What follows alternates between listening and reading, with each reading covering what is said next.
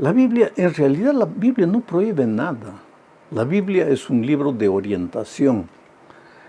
La Biblia trae las instrucciones divinas, no las prohibiciones divinas. El problema es que nosotros encaramos todo como prohibición, prohibición, prohibición.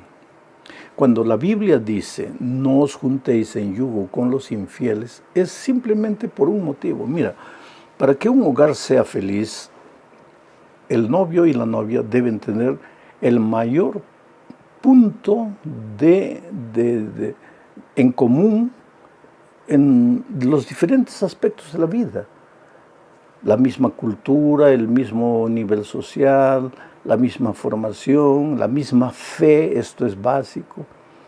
¿Quiere decir que usted está haciendo discriminación? No estoy diciendo que un rico tiene que casarse con un rico, un pobre tiene que casarse con un pobre, no. Pero para que una pareja sea feliz tienen que tener el mayor número de puntos en común, especialmente en el asunto de la fe.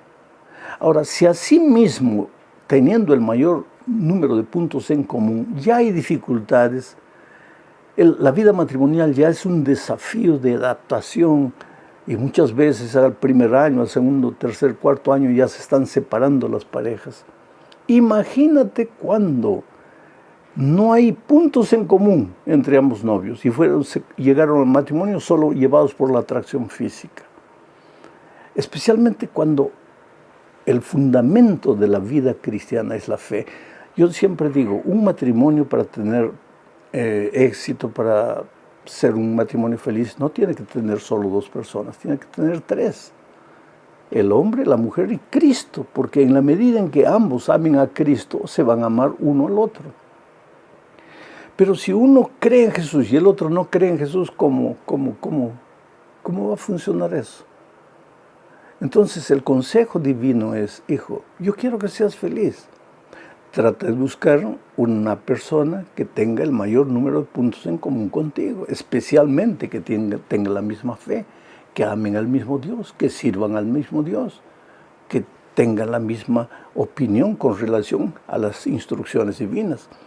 Porque de otro modo uno va a pensar, este consejo divino es bueno, pero el otro va a pensar, eso es una tontería, y ahí ya comienzan las divergencias.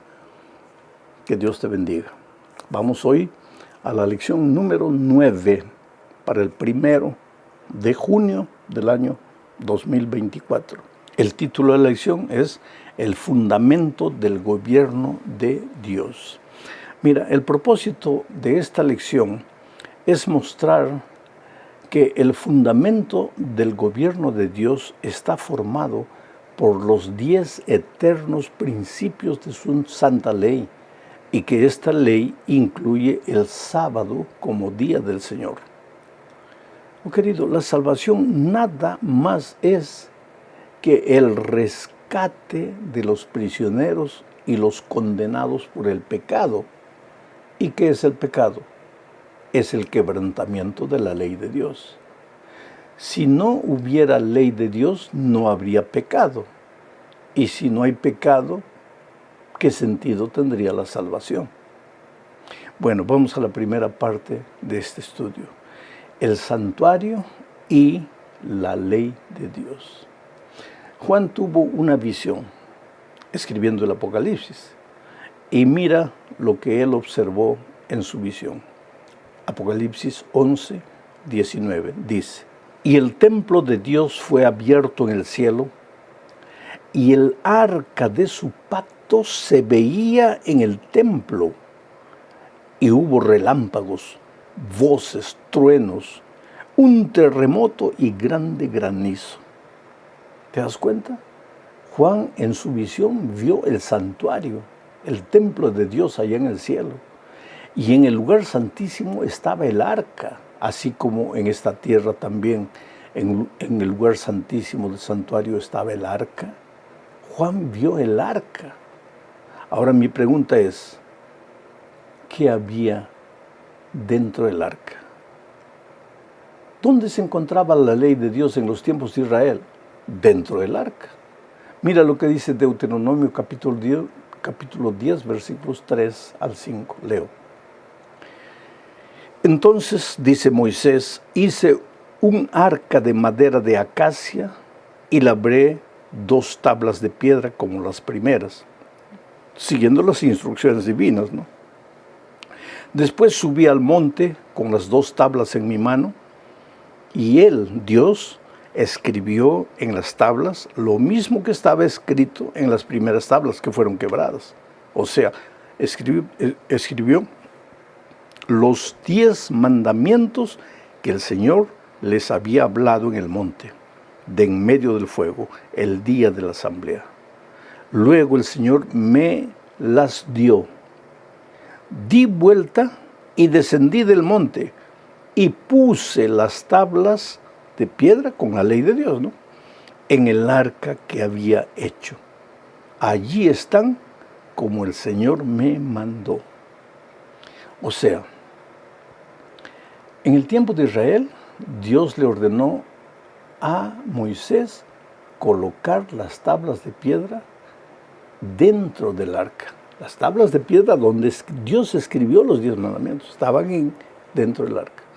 A donde el arca iban las tablas de piedra. Muchos cristianos sinceros encuentran apoyo en la Biblia para decir que cuando Cristo vino y murió en la cruz del Calvario, clavó la ley de Dios en la cruz, y que a partir de ahí la ley ya no tiene validad. Sin embargo, en Apocalipsis, que leímos el primer texto, Juan vio en el cielo el santuario de Dios. Y en el lugar santísimo vio el arca. Y pues dentro del arca está la ley. Quiere decir que la ley es eterna. La ley no cambia. La ley que Dios escribió en tablas de piedra es la misma ley que tenemos hoy. Quiere decir, los principios de esa ley rigen para todos los seres humanos. Esto es lo que se menciona en la segunda parte de este estudio al hablar de la inmutabilidad de la ley de Dios. O sea, que la ley de Dios no muda, la eternidad de la ley de Dios. Mira lo que dice Mateo capítulo 5, versículos 17 y 18. Y estas son palabras del propio Señor Jesucristo. Voy a tratar de comentar lo menos para respetar lo que el Señor Jesucristo dijo. No piensen, dijo Jesús, no piensen. Así que si tú eres uno de los que piensa, ahí escucha las palabras de Jesús que te dice, no piensen. No piensen que he venido para abrogar la ley o los profetas. Vuelvo a repetir, si tú eres alguno de los que piensa que la ley ya no tiene validad, escucha las palabras de Jesús que te dice, no piensen que he venido para abrogar la ley o los profetas. No he venido para abrogar, sino para cumplir. De cierto les digo que hasta que pasen el cielo y la tierra, ni siquiera una jota, ni una tilde pasará de la ley hasta que todo se haya cumplido. ¿Y cuándo es que todo será cumplido? Cuando el Señor Jesucristo vuelva. Quiere decir que en el cielo ya no habrá ley. No estoy diciendo esto. Pero los 10 eternos principios de la ley de Dios seguirán existiendo, tal vez no con la letra que tenemos hoy. Porque te digo una cosa, si la ley es eterna, ¿qué cosa es algo eterno? Algo que no tiene principio y no tiene fin. En el cielo, cuando solo existía Lucifer y los ángeles, ¿existían los principios de la ley de Dios? Claro que sí, porque si el pecado es el quebrantamiento de la ley, y Lucifer pecó, quiere decir que él quebró la ley allá en el cielo. ¿Existían los 10 principios? Sí. ¿Cuál fue el principio que Lucifer quebró? Tal vez el principio de la lealtad, de la fidelidad. Pero él quebró y por eso pecó. ¿Adán y Eva tenían los 10 principios? Claro que sí. La ley no había sido dada, solo fue dada en el Sinaí. Pero Adán y Eva pecaron, claro. ¿Y por qué pecaron? Porque quebrantaron la ley. En el pueblo de Israel ellos ya tenían las tablas escritas. Para el pueblo cristiano queda todavía los principios eternos, lo vamos a ver un poco más adelante, de la ley de Dios. Y en el cielo los eternos principios seguirán vigentes. ¿Por qué? Porque la ley de Dios es el reflejo del carácter de Dios. Y si la ley de Dios desaparece, desaparece su reflejo, el reflejo de su carácter. Y si desaparece el carácter de Dios, pues desaparece Dios. No tiene sentido la existencia de Dios sin su carácter, y la ley es el reflejo de su carácter. Voy a leer algo que dijo John Wesley, predicador tremendo, famoso, poderoso del siglo XVIII. John Wesley no era adventista, la iglesia adventista ni había aparecido todavía. Mira lo que John Wesley escribió o escribieron, registraron las palabras de él en una colección de sermones publicada por Nashville TN en la ciudad de Abington, por la Abington Press en el año 1991. Esto que voy a leer está en la página 208 y 209 de ese libro. Dice así: la ley ritual o ceremonial entregada por Moisés a los hijos de Israel, que contenía todos los mandatos y las ordenanzas relacionados con los antiguos sacrificios y el servicio del templo, nuestro Señor verdaderamente vino a destruirla y disolverla y abolirla por completo. Pero la ley moral contenida en los 10 mandamientos e impuesta por los profetas no la eliminó. No fue el designio de su venida revocar ninguna parte de ella. Esta es una ley que nunca puede ser quebrantada. Cada parte de esta ley debe permanecer vigente sobre toda la humanidad y en todas las épocas, ya que no depende ni del tiempo, ni del lugar, ni de ninguna otra circunstancia susceptible de cambio. Estas son palabras de John Wesley, un predicador que no era adventista, pero que encontró en la palabra de Dios la eternidad de la ley de Dios. Ahora mira lo que dice San Pablo en Romanos 7:7. ¿Qué pues diremos? ¿Que la ley es pecado? De ninguna manera. Al contrario, yo no habría conocido el pecado sino por medio de la ley, porque no estaría consciente de la codicia si la ley no dijera no codiciarás. ¿De qué ley está hablando Pablo aquí? ¿En qué ley dice no codiciarás? En la ley de los 10 mandamientos. Y Pablo está diciendo que él no sabría lo que es pecado si no existiría la ley de Dios. Entonces está claro y completa en Romanos 3:31 diciendo: luego, ¿invalidamos la ley por la fe? De ninguna manera. Más bien, confirmamos la ley. O sea, la gracia de Cristo no anula la ley. Somos salvos únicamente por la gracia de Cristo. Pero si hemos sido salvos por la gracia de Cristo, vamos a vivir una vida de obediencia a los 10 eternos principios de su ley, entre los cuales está el sábado. Y esta es la tercera parte de nuestro estudio. Para esto voy a leer Santiago 2, 11 y 12. Y voy a leer este texto porque el otro día alguien me hizo una pregunta interesantísima. La pregunta fue la siguiente: pastor, muéstreme un versículo de la Biblia, del Nuevo Testamento, muéstreme un versículo del Nuevo Testamento donde diga que el sábado continúa siendo el día del Señor. Muéstreme un solo versículo. Yo te haría la pregunta de otra manera. Muéstrame un solo versículo en el Nuevo Testamento donde diga que porque el Señor Jesucristo resucitó el domingo, o porque el Señor Jesucristo se reunió en algunas ocasiones con sus discípulos el domingo, el sábado deja de ser el día del Señor y comienza a ser el domingo. Muéstrame. Pero el Antiguo Testamento está lleno de versículos que muestran que el sábado es el día del Señor. Y ahora mira lo que dice Santiago 2, 10 y 11. Porque cualquiera que guarda toda la ley, pero ofende en un solo punto, se ha hecho culpable de todo. Porque el que dijo, no cometas adulterio, también dijo, no cometas homicidio. Y si no cometes adulterio, pero cometes homicidio, te has hecho transgresor de la ley.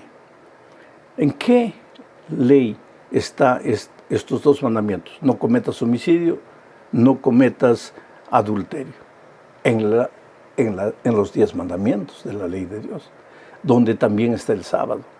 Ahora, usando las palabras de Santiago, diríamos, el que dijo no cometas adulterio, dijo también guarda el sábado. Y si no cometes adulterio, pero transgredes el sábado, te has hecho transgresor de la ley. Estoy parafraseando a Santiago. O sea, no hay argumento para decir que porque no hay un versículo en el Nuevo Testamento que hable del sábado, el sábado ha dejado de ser el día del Señor. Y que hay algo mucho más serio. El sábado, dice la Biblia, es la señal entre Dios y su pueblo. Leo lo que dice Ezequiel 20, 12 y 20. También les di mis sábados para que fueran una señal entre ellos y yo, para que supieran que yo soy el Señor, el que los santifico. Santifiquen mis sábados y serán una señal entre mí y ustedes, para que se sepa que yo soy el Señor su Dios. Claro, el sábado es la señal entre Dios y su pueblo. Y ahora mira lo que dice Apocalipsis 7, 1 al 3. Después de esto, vi a 4 ángeles que estaban en pie sobre los 4 puntos cardinales de la tierra y que detenían los 4 vientos de la tierra para que no soplase viento alguno sobre la tierra, ni sobre el mar, ni sobre ningún árbol. Está hablando de la destrucción final. Y vi que otro ángel subiendo del oriente tenía el sello del Dios vivo, el sábado. Y llamó a gran voz a los 4 ángeles, a quienes les fue dado hacer daño a la tierra y al mar, diciendo, no hagan daño a la tierra, ni al mar, ni a los árboles, hasta que marquemos con un sello la frente de los siervos de nuestro Dios. ¿Y cuál es esa señal? El sábado. Pero querido, en la parte 4 de este estudio vemos que el diablo también tiene su marca, su señal, su sello. Mira lo que dice Apocalipsis 13, 16 y 17. Y ella está hablando de la bestia, que es uno de los símbolos del enemigo de Dios.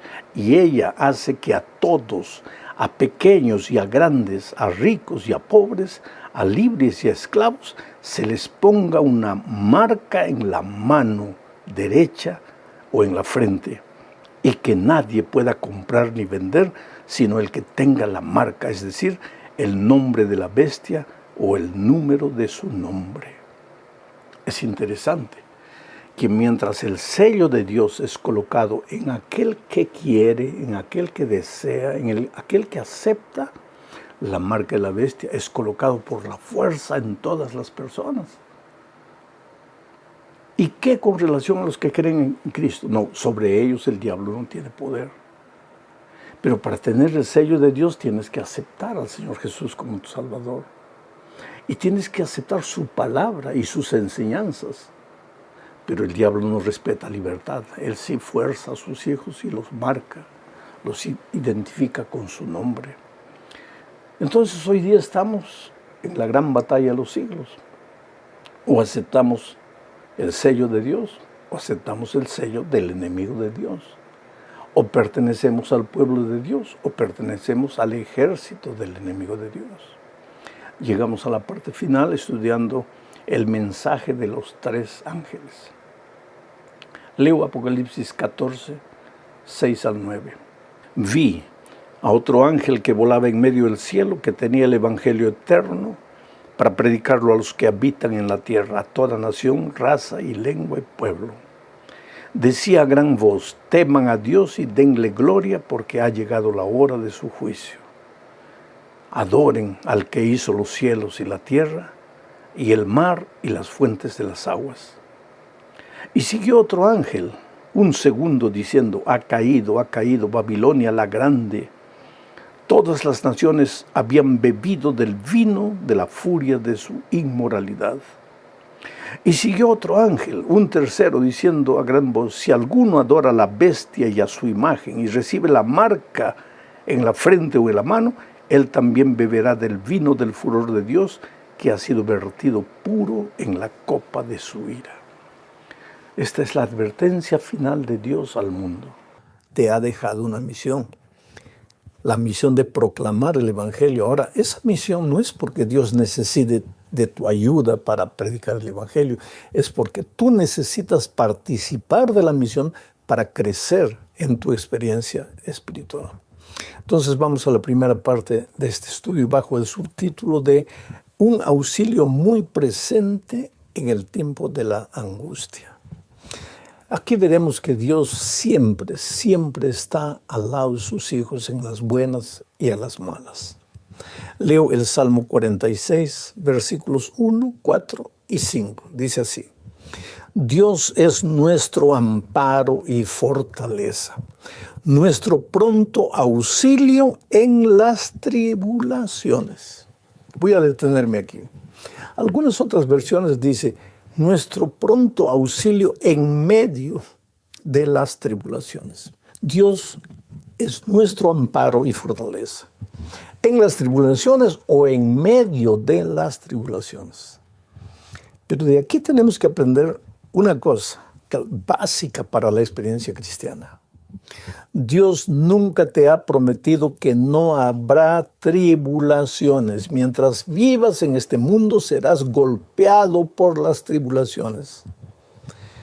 La promesa de Dios no es la siguiente: tú nunca tendrás tribulaciones. Si fuese así, cada vez que llegaba una tribulación, ahí sí tú tendrías que decir: Señor, ¿dónde está tu promesa?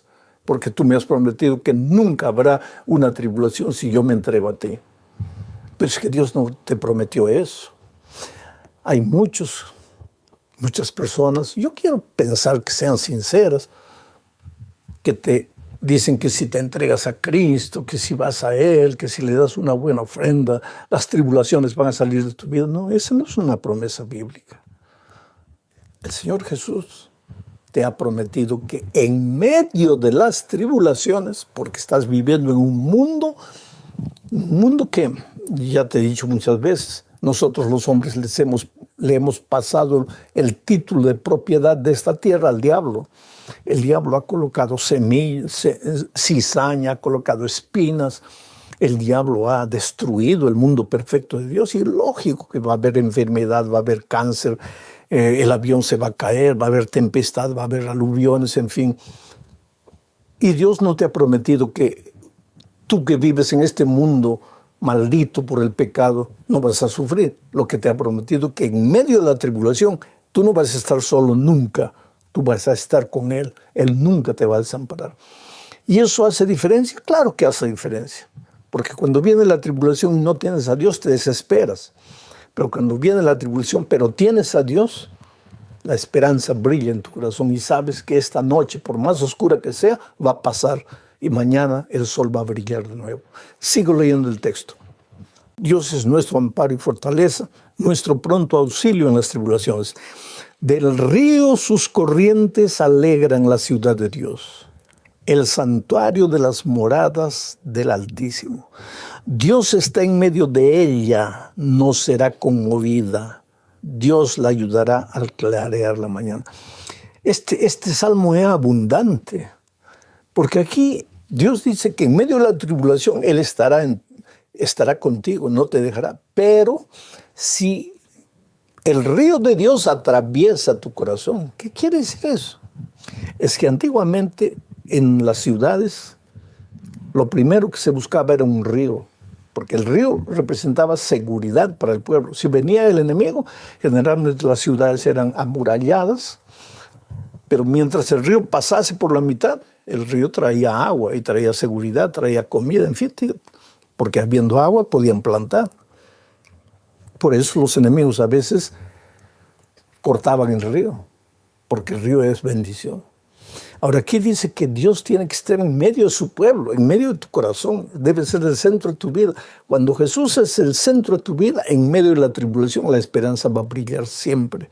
No te vas a desesperar, no vas a pensar que todo está perdido. Por más oscuras que las circunstancias te parezcan, por más que creas que todo acabó, no acabó. Dios está contigo en medio de la tribulación. Sí, Cristo es el centro de tu vida. Ahora vamos a la segunda parte de este estudio, hablando de la esperanza en medio de la confusión. La primera parte hablamos de la esperanza en medio de la tribulación. Ahora, esperanza en medio de la confusión. Aquí vamos a ver que las cosas pueden estar confusas en tu vuelta, oscuras. Tú no ves la salida, pero Dios siempre está presente. Para eso, vuelvo a leer el Salmo 46, pero esta vez los versículos 6 y 7. Mira lo que dice.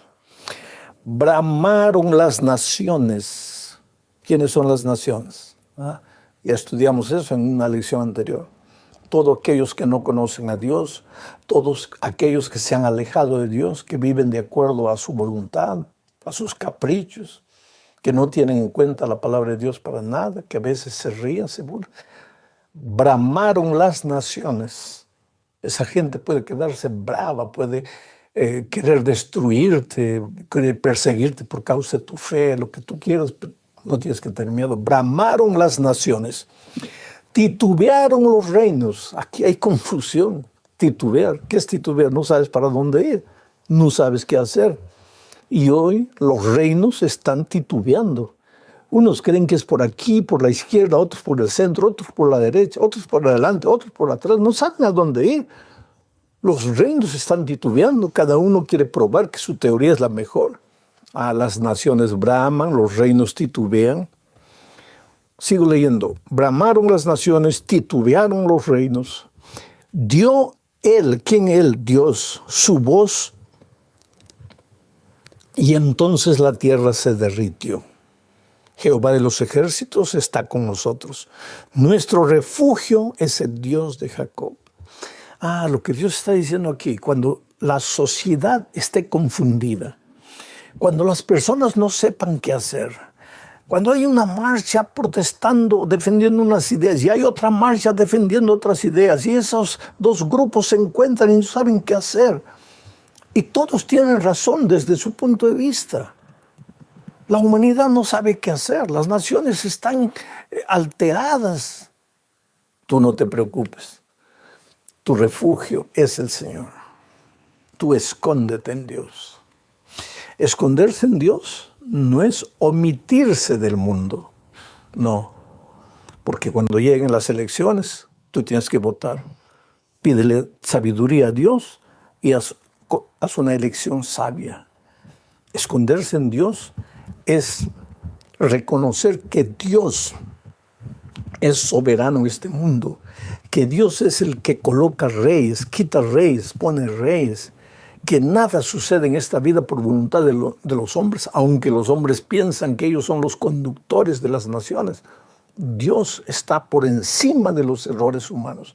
Dios está en el control y los hijos de Dios debemos refugiarnos en Dios. Vamos a la tercera parte bajo el título de Bajo sus pies. Aquí veremos que el futuro que Dios nos prepara en su reino celestial es un futuro extraordinario. El sufrimiento de este mundo va a llegar a su fin. Las naciones no van a bramar para siempre. Los seres humanos, los gobiernos no van a estar confundidos para siempre. Todo esto tiene un final. Y yo digo una cosa, a veces la confusión del tiempo actual es una evidencia de que Cristo está regresando. Vamos a leer el Salmo 47, versículos 1 al 4. Dice así: pueblos, el mundo entero, China, Japón, Estados Unidos, México, Perú, Argentina, Brasil, en fin, todos los pueblos sin excepción, los 5 continentes. Pueblos todos, batid las manos, aplaudid, aclamad a Dios con voz de júbilo. Esta es una profecía. Va a llegar un día en que los creyentes y los no creyentes van a reconocer la autoridad divina. Unos para bien, otros para mal.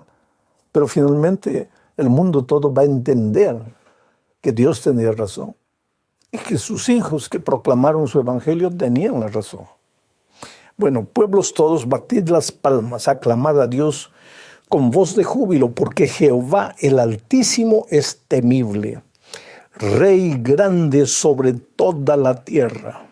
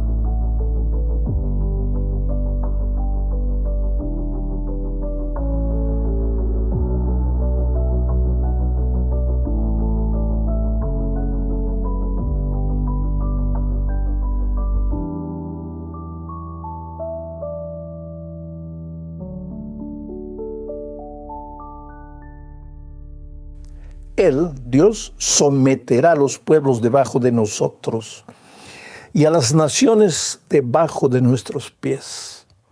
Él nos elegirá nuestras heredades, la hermosura de Jacob, al cual amó. ¿De qué habla este salmo? De que aunque estamos viviendo en días tenebrosos, Dios está en el control de este mundo. Y aunque hoy los hombres poderosos parezca que tienen autoridad sobre los hijos de Dios, y muchas veces los persigan, y llegará un momento hasta que los obligarán a querer transgredir la voluntad de Dios. Todo eso es pasajero, todo eso es circunstancial, porque llegará un momento, llegará un día cuando las naciones todas reconocerán que Dios es el único Rey del universo. Y esos poderosos que hoy te hacen sufrir estarán simbólicamente bajo tus pies. Y Dios finalmente te entregará la herencia que te ha prometido. la vida eterna. No es tierra, es vida eterna, es felicidad eterna, es paz eterna. Te puede parecer una teoría linda y maravillosa, hasta mística, ilusoria, pero tienes dos caminos. O crees en Jesús y sus promesas bíblicas, o lo rechazas, y al final de los tiempos verás. Por eso la Biblia dice, hoy es el día de buena nueva, hoy es el día de salvación. En la cuarta parte de este estudio veremos algo interesante, vino y sangre. El amor de Dios se manifiesta también en la destrucción final del pecado, porque vuelvo a repetir, este mundo, así como un potro desgobernado, no va a estar desgobernado para siempre. Va a llegar de un punto final al pecado. Y cuando el pecado sea destruido, aquellos que no quisieron soltar el pecado serán destruidos con el pecado. Dios ama al pecador. Por eso dice que Él quiere que se arrepienta y vuelvan a Él. Pero si los seres humanos se agarran del pecado, cuando la destrucción final caiga sobre el pecado, pues los pecadores serán destruidos junto con el pecado. Leo Salmo 75, 6, 7 y 8, dice, porque ni de oriente ni de occidente, ni del desierto viene el enaltecimiento.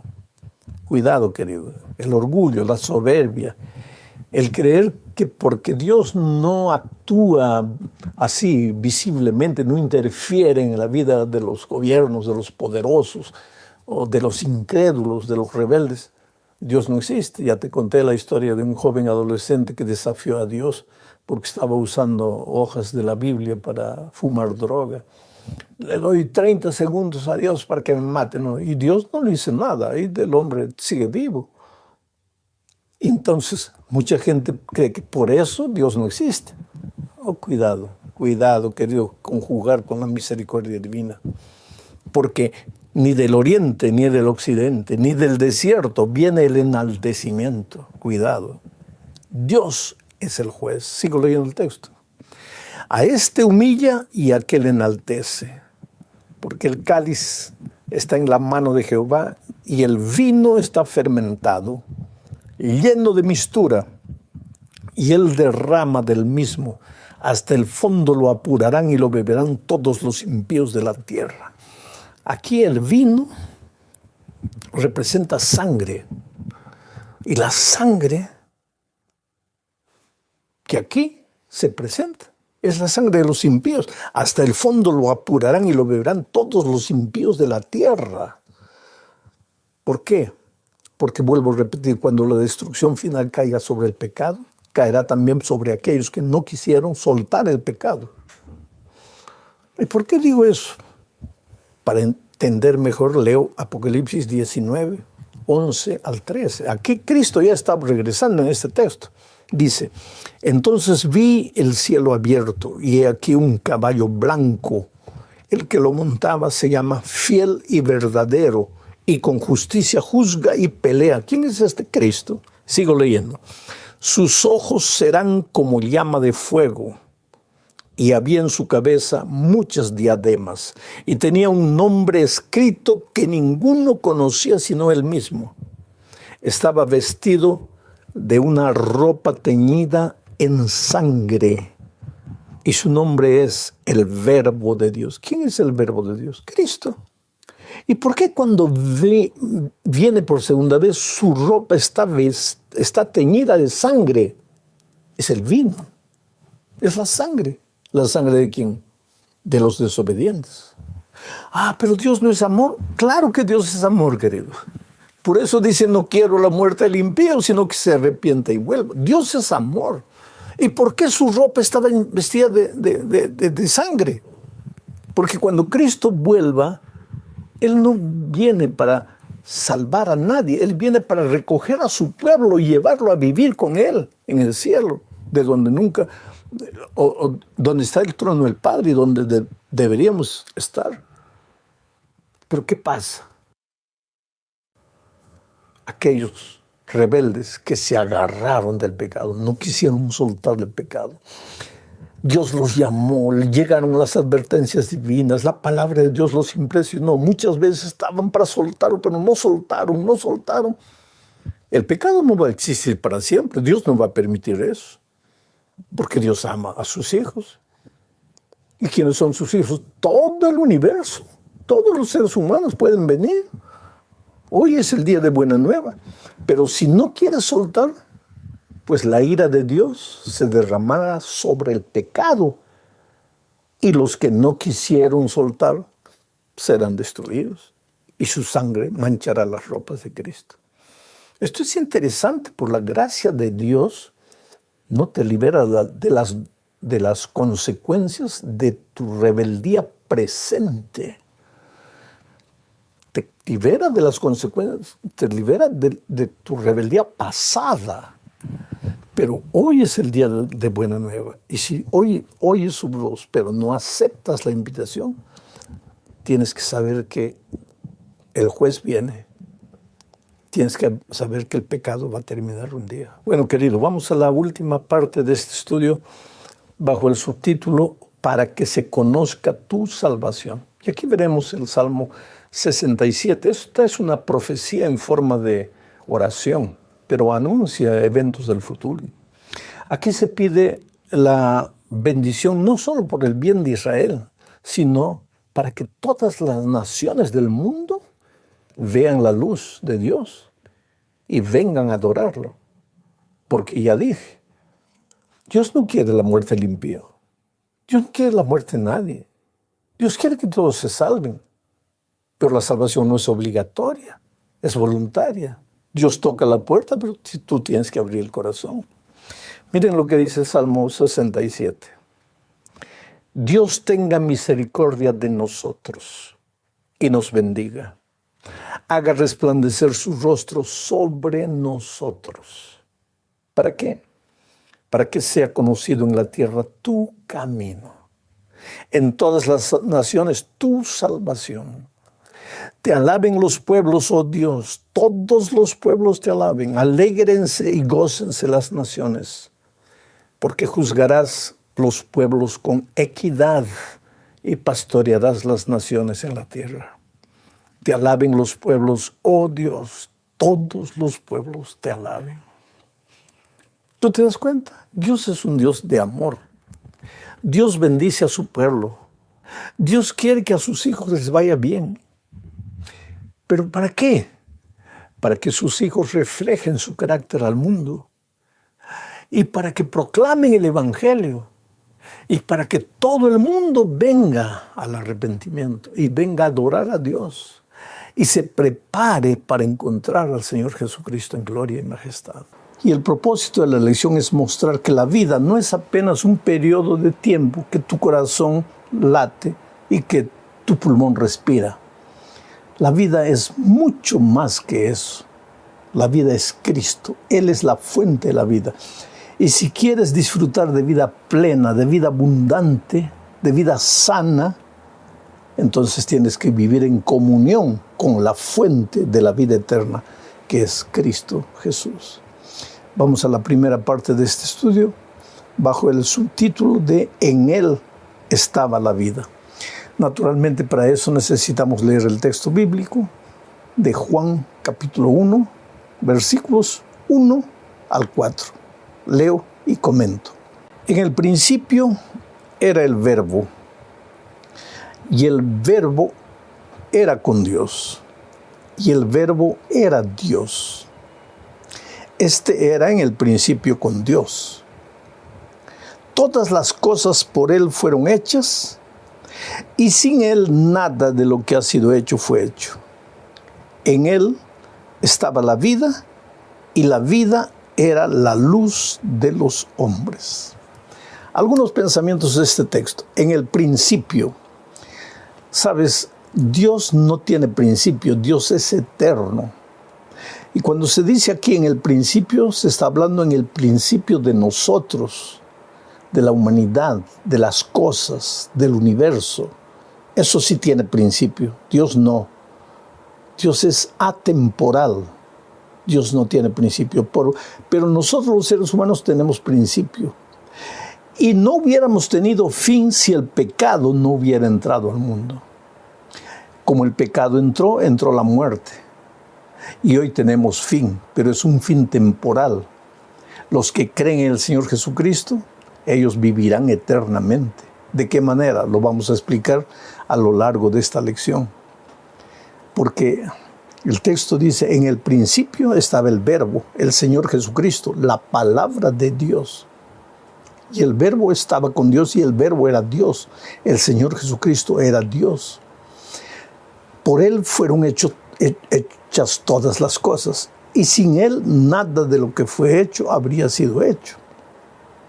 Pero me impresiona el versículo 4, dice que en Él, en el Verbo, en el Señor Jesucristo, estaba la vida y la vida era la luz de los hombres. La vida. Jesucristo es la fuente de la vida. Y vida no combina con tinieblas, vida combina con luz. Es por eso que la vida de aquellos que viven en comunión con Cristo, la fuente de la vida, es una vida iluminada, es una vida clara, sin subterfugios, sin confusiones.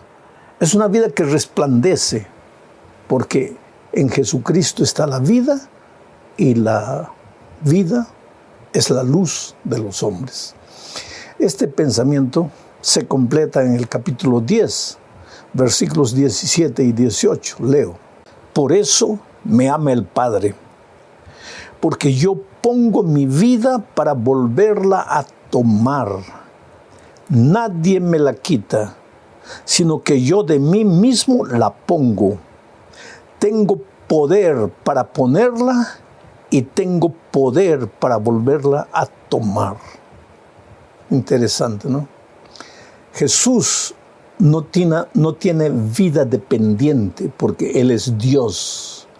La vida le pertenece al Padre, le pertenece al Hijo y le pertenece al Espíritu Santo, porque los tres son un mismo Dios. En Jesucristo está la vida. Por eso Él dice, yo pongo mi vida y la vuelvo a tomar porque es mía. Ningún ser humano puede decir eso. Y otra cosa, el Señor Jesucristo tuvo que hacerse hombre porque como Dios no podría morir. Entonces, para pagar la paga del pecado, que es la muerte, Jesús tenía que hacerse hombre y como hombre murió en la cruz del Calvario, pero la vida estaba latente en Él. Por eso dice, pongo mi vida y la vuelvo a tomar. El término vida, zoe, en griego, aparece 36 veces en el Evangelio de Juan. Es tal vez el evangelista que más usa la palabra vida relacionada con Cristo. Cristo la vida. Sin Cristo no hay vida. Si quieres vivir la vida plena, tienes que vivirla en Cristo. Cuando tú tienes a Cristo en tu vida, te despiertas de mañana con optimismo, con júbilo. Tu vida puede estar rodeada de dificultades. Puedes inclusive estar sin dinero, sin empleo. Pero tú te despiertas con tu corazón saltando de alegría, con espíritu de alabanza a Dios, porque Cristo es una realidad en tu vida y tú sabes que las circunstancias adversas son pasajeras. Pero cuando tú no tienes a Cristo en la vida, te despiertas con una actitud pesimista. Un día más para vivir. ¿Cuándo acabará esta vida? Esta vida no es vida, esta vida es un infierno. ¿Para qué vine a este mundo? ¿Para qué estoy vivo? Es que no tienes a Cristo, querido. Pero cuando tienes una experiencia real con Cristo, aunque las nubes te rodeen, tú eres capaz de ver la vida con otros ojos, una vida llena de plenitud y de exuberancia. Vamos a la segunda parte de este estudio, bajo el título de Palabras de Vida Eterna. Juan 6:36 dice, el Espíritu es el que da vida. La carne para nada aprovecha. Las palabras que yo os he hablado son espíritu y son vida. El Señor Jesucristo en la primera parte dice, yo soy la vida, yo tengo la vida es mía, la pongo, la vuelvo a tomar.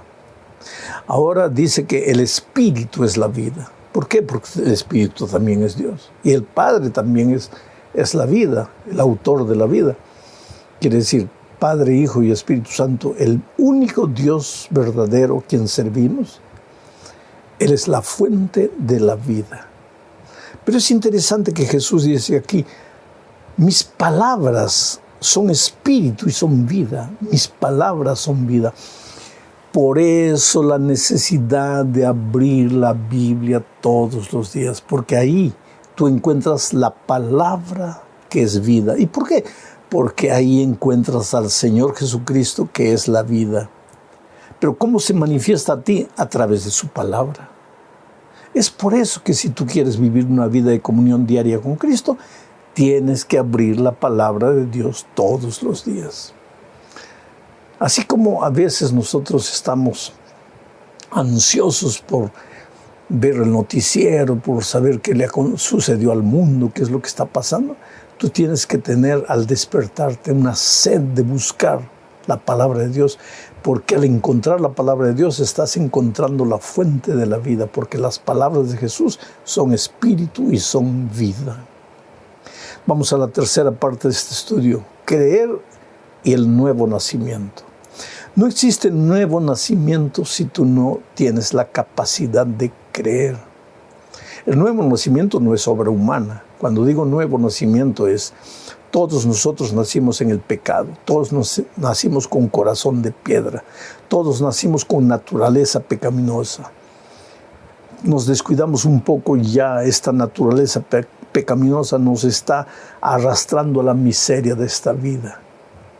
Pero existe la promesa de la conversión. Dios nos puede hacer nuevas criaturas, pero para eso tienes que creer, porque si no crees, la autodisciplina, la fuerza de voluntad no te ayuda para nada. Leo Juan 1, 12 y 13. Dice así, mas a todos los que le recibieron, ¿recibieron a quién? Al Señor Jesucristo, al Verbo.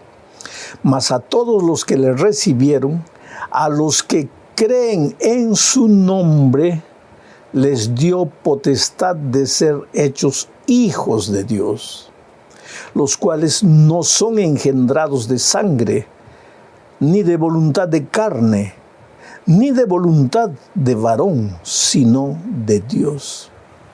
Qué cosa maravillosa, ¿sabes? ¿Cuántas veces yo encuentro gente que dice, ay, pastor, si yo tuviera la oportunidad de comenzar todo de nuevo? Y tú tienes esa oportunidad. Porque cuando tú aceptas al Señor Jesucristo como tu Salvador, Él te entrega una nueva vida, un nuevo corazón, nuevas motivaciones, nuevos propósitos. Cuando tú vas a Jesucristo, Él toma tu vida como si fuera un papel lleno de garabatos que no sirven para nada. Él lo estruja y lo echa a la basura.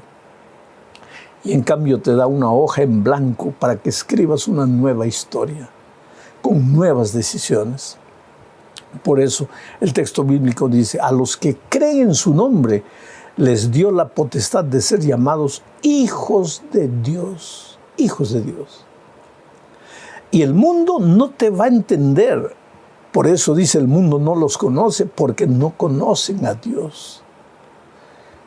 Solo tú, que has pasado por la experiencia de la conversión, sabes lo que el Señor Jesucristo significa para ti. No esperes que tus familiares, que tus amigos, que no han tenido un encuentro personal con Cristo, puedan entender lo que tú estás sintiendo ahora, que has pasado por la conversión y has encontrado al Señor Jesucristo y lo has aceptado como tu Salvador. Vamos a la siguiente parte de este estudio, rechazar la fuente de la vida. Juan 1, 5, 10 y 11. Mira lo que dice. La luz en las tinieblas resplandece, y las tinieblas no prevalecieron contra ella.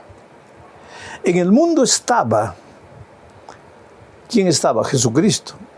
Y el mundo por él fue hecho, pero el mundo no le conoció.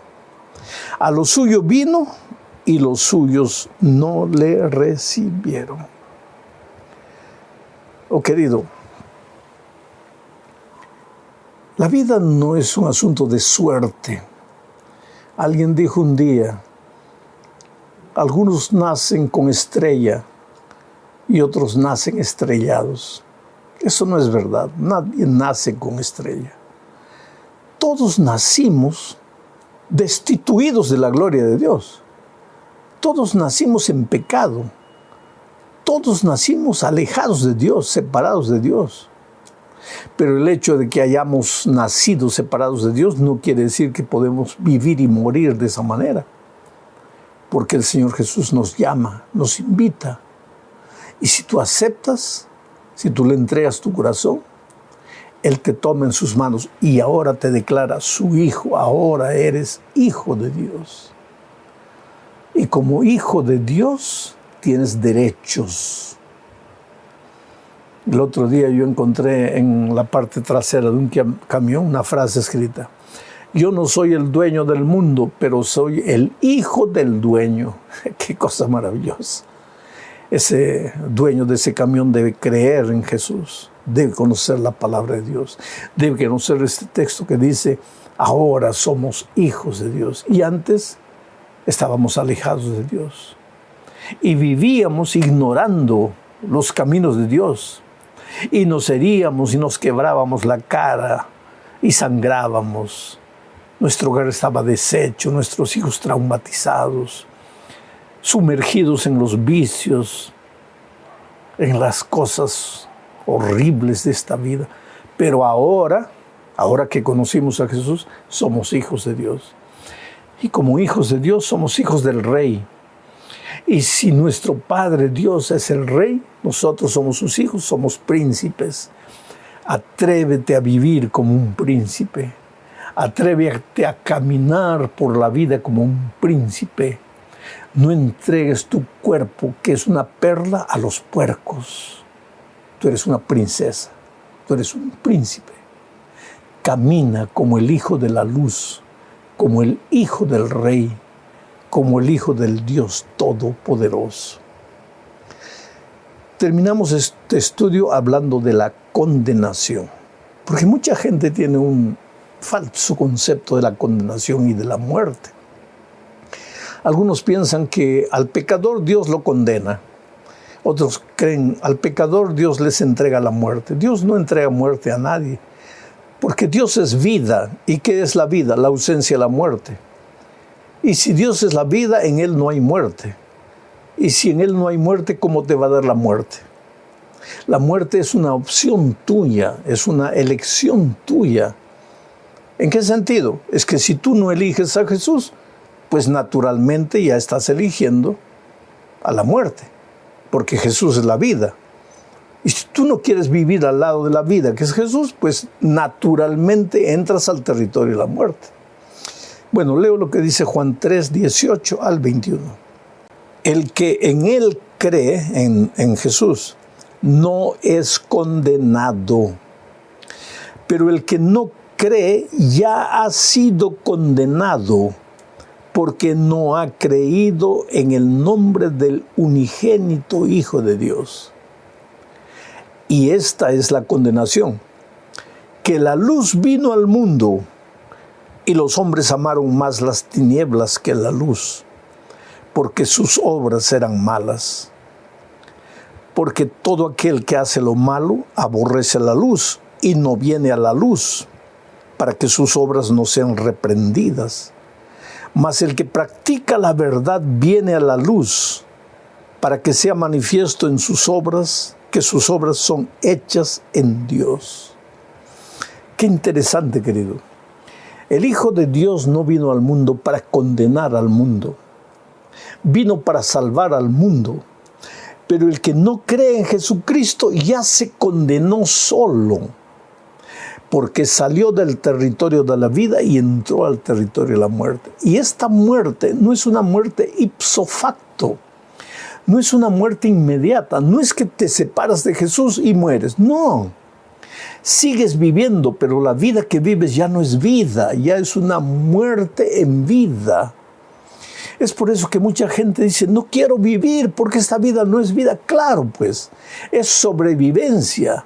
¿Tú crees que porque respiras, porque te mueves, porque trabajas, porque comes, porque duermes, estás vivo? No. Biológicamente puedes estar vivo, pero espiritualmente estás muerto.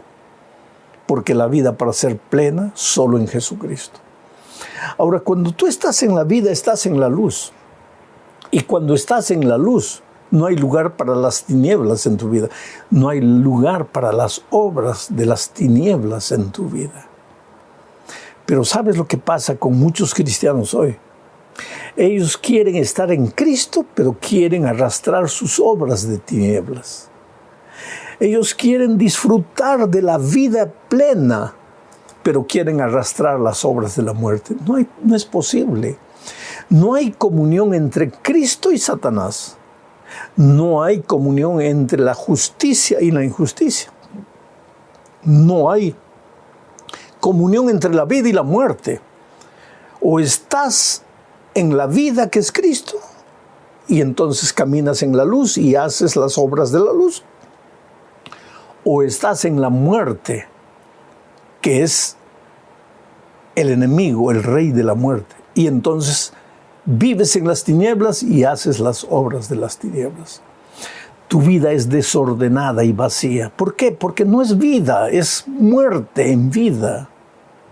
Lo maravilloso es que en el principio el Espíritu de Dios se movía por encima de las aguas desordenadas y vacías. La tierra estaba sin forma, desordenada y vacía. Hay muchas vidas hoy día sin forma, desordenadas y vacías. Muchos hogares sin forma, desordenados y vacíos. Y el Espíritu de Dios se mueve por encima de ese desorden, queriendo colocar orden. ¿Sabes lo que el Espíritu hace? Toca tu corazón, te llama, tú sientes su voz. Y cuando vienes al Señor Jesucristo, vienes a la vida. Y tu vida se ilumina y abandonas las tinieblas y abandonas la muerte. Y ya no tienes miedo del pasado, ni del presente, ni del futuro, porque ahora vives en Cristo.